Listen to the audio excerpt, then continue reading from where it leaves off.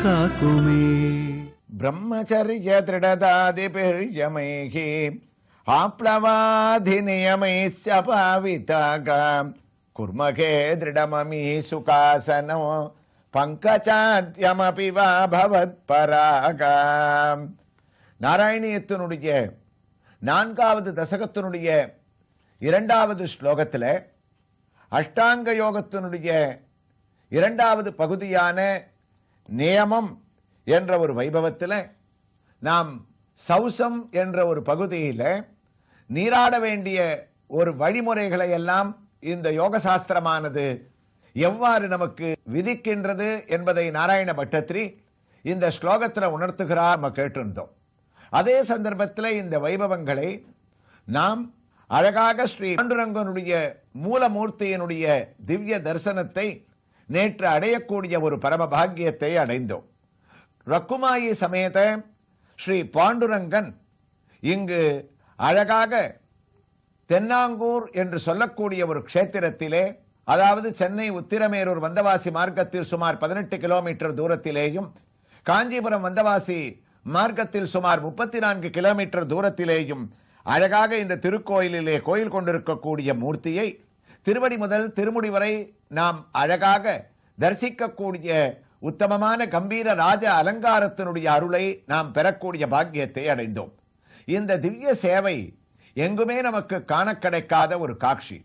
பாண்டுரங்கன் இங்கு அழகாக சேவை சாதிக்கும் போது நம்மிடத்திலே அழகாக இவன் அரசனாக இருப்பதால் எங்குமில்லாத அளவுக்கு கையிலே ஒரு பெரிய செங்கோலை வைத்திருக்கக்கூடிய திவ்ய காட்சியையும் நாம் தரிசிக்கின்றோம். அது மட்டுமல்ல, இவனுடைய உயர்ந்த ராஜ தலப்பாகையானது, அதற்கு மேல் இருக்கக்கூடிய மயிர் பீலிகள் நமக்கு வா வா என்று காற்றிலே அசைந்து என்னை சரணடையுங்கள், என்னை சரணடையுங்கள் என்று உணர்த்துவதாக இருக்கின்றதாம். அது மட்டுமல்ல, இவன் இவ்வளவு பட்சிகள் இவ்வளவு பறவைகள் இருக்கும் போது கண்ணனோ பாண்டுரங்கனோ குருவாயூரப்பனோ வேணுகோபாலனோ எதற்காக இந்த மயில் பேல் ஒரு அபிமானத்தை வைத்து தான் ஆசையாக இந்த மயில் தோகையை அணிந்து கொள்ள வேண்டும்? அதற்கு காரணம் மகான்கள் கூறுகின்றார்கள், மயில்தான் தன்னுடைய தோகையை விரித்து ஆடுமாம். அது மட்டுமல்ல, அந்த மயில் எந்த இடம் தனக்கு பாதுகாப்பு என்று கருதுகின்றதோ அந்த இடத்திலே தன்னுடைய கழுத்தை அனைத்து புறமும் திருப்பி தோகையை விரித்து பாதுகாப்பான இடத்திலே ஆனந்தத்தோடு அது விரித்து தோகையோடு ஆட ஆரம்பித்து விடும்.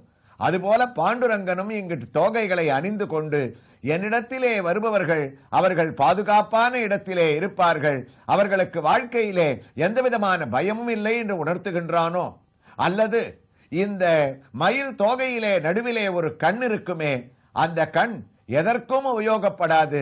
அதுபோல என்னை பார்க்காத கண்கள், என்னுடைய திவ்ய தரிசனத்தை அடையாத கண்கள் மயில் தோகையிலே இருக்கக்கூடிய கண்களுக்கு சமம். அவ்வாறு இருந்து விடாதீர்கள், என்னை தரிசியுங்கள் என்று இவன் காட்டுகின்றானோ என்ற இந்த உத்தமமான திருவடி முதல் திருமுடி வரை சங்கங்களை கையிலே தாங்கிக் கொண்டிருக்கக்கூடிய பாண்டுரங்கன், அவனுக்கு பக்கத்திலேயே ரக்குமாயி என்ற அன்பாக பக்தர்களால் அழைக்கக்கூடிய ருக்மிணி தாயார், ரக்குமாயி தாயார் அழகான பத்மபீடத்திலே அவளும் நமக்கு இந்த தரிசனத்தை அளிக்கின்றாள். தாயாரானவள் எம்பெருமான் போன்றே தானும் பல ஆபரணங்களை அணிந்து கொண்டு அழகான முத்துமாலையானது பிரகாசிக்கின்றது. இதோ சிகப்பு கல்லிலே ஒரு செண்பகப்பூ மாலையை சொர்ணத்திலேயே தாயார் சார்த்திக் கொண்டிருப்பதை நாம் தரிசிக்கின்றோம். இரு கையையும் தன்னுடைய இடுப்பிலே வைத்துக் கொண்டு அழகான மூக்குத்தியும் அணிந்து கொண்டிருக்கின்றாள்.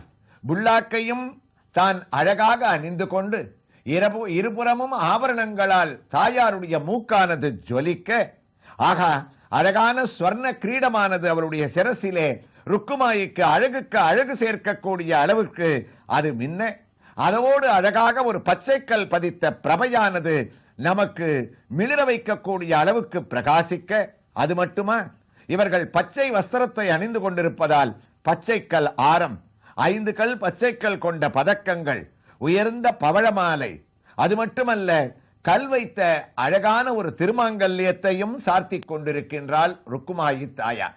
அது மட்டுமா, இந்த கல் வைத்த திருமாங்கல்யம் போராது என்று தங்கத்தினாலான மற்றும் 2 திருமாங்கல்யங்கள். ஆகா, 3 திருமாங்கல்யங்களோடு தாயாரை இந்த இடத்திலே நாம் உத்தமமாக தரிசிக்கக்கூடிய பரமபாகியத்தை அடைகின்றோம்.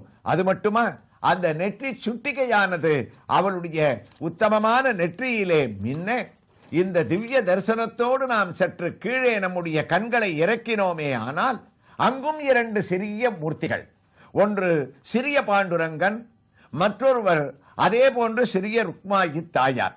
இந்த பாண்டுரங்கன் யார்? மூலமூர்த்திக்கு கீழே இருக்கக்கூடிய இவர் சுவாமி ஹரிதாஸ் கிரியால் பூஜிக்கப்பட்டவர். பல ஆண்டுகள் இவரை ஹரிதாஸ்கிரி சுவாமிகள் பூஜித்திருக்கின்றாராம்.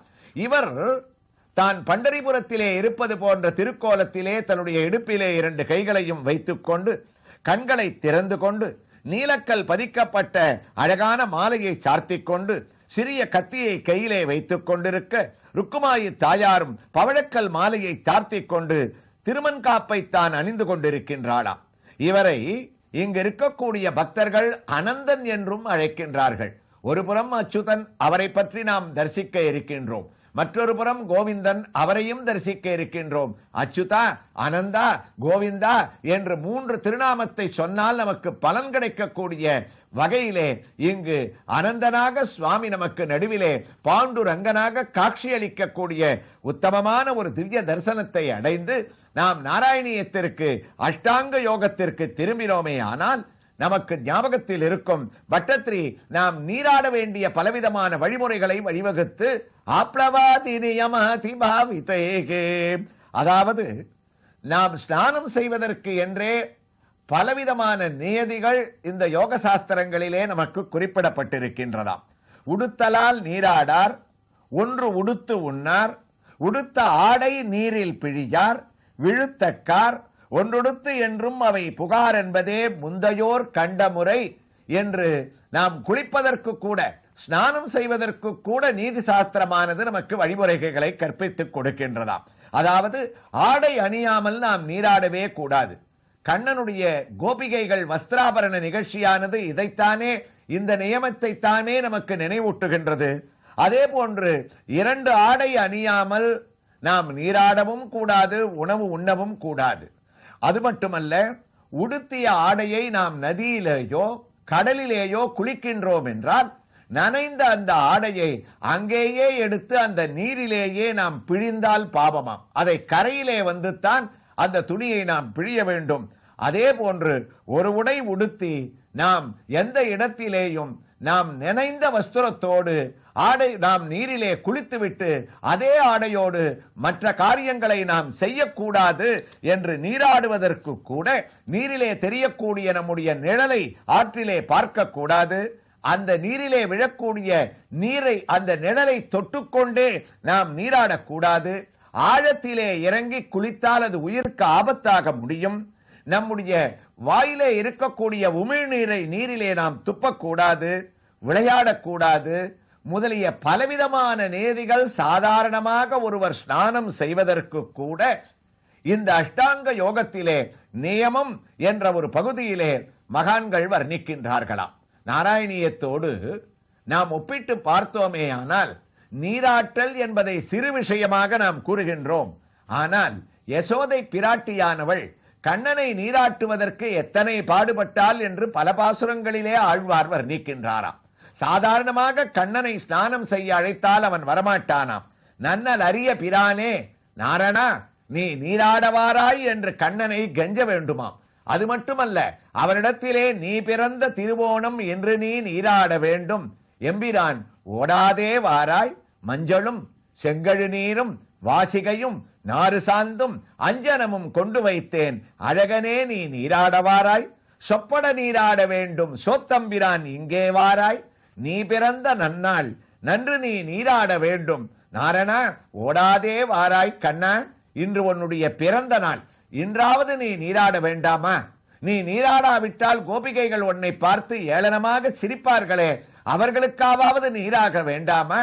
உன்னிடத்தில் நீராடுவதற்கு இத்தனை பொருட்களை நான் வைத்துள்ளேன் என்று தீபாவளி அன்று எத்தனை பொருட்கள் நம்முடைய ஸ்தானத்திலே அந்தந்த தேவதைகள் உருவமாக நம்மோடு சேர்ந்து வருகிறார்கள் என்று நாம் சென்ற பகுதிகளிலே குறிப்பிட்டோமோ, அத்தனையும் கூறி கண்ணனை நீராட வருவதற்காக இங்கு யசோதை பிராட்டியானவள் அழைக்கின்றாளாம்.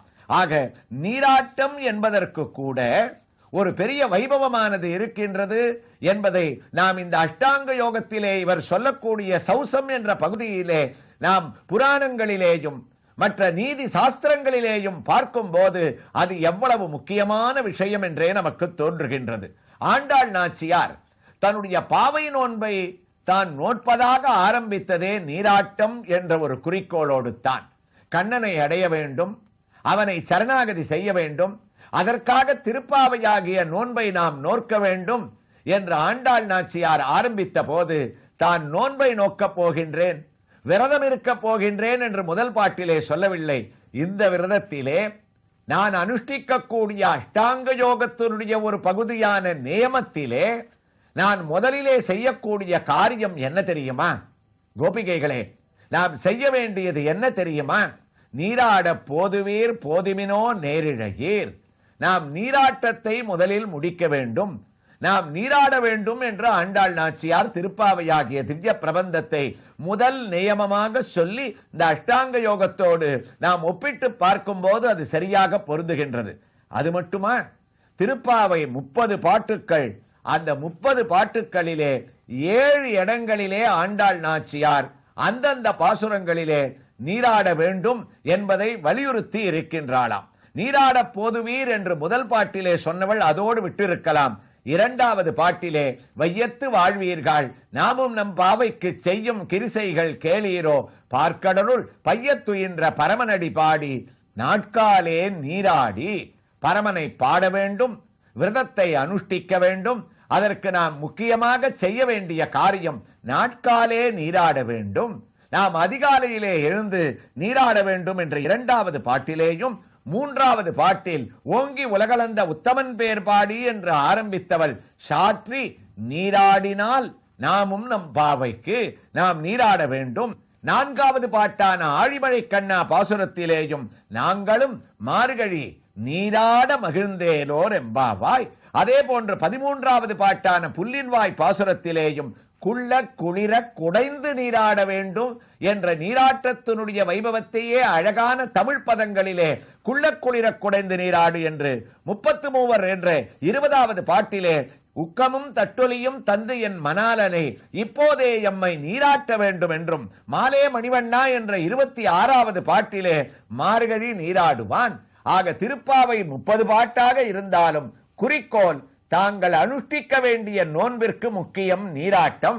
அதனால் அதை 7 இடங்களிலே ஆண்டாள் நாச்சியார் வலியுறுத்திய வைபவங்கள் தான் நியமம் என்ற சௌசம் முதல் சிறு பகுதியாக இங்கு கூற இருக்கின்றது. இந்த திவ்ய வைபவங்களை, அஷ்டாங்க யோகத்தினுடைய பிரபாவங்களை தொடர்ந்து நாம் இந்த திருக்கோயிலில் மற்றொரு திவ்ய தரிசனத்தோடு அடுத்த பகுதியிலே கலாம்.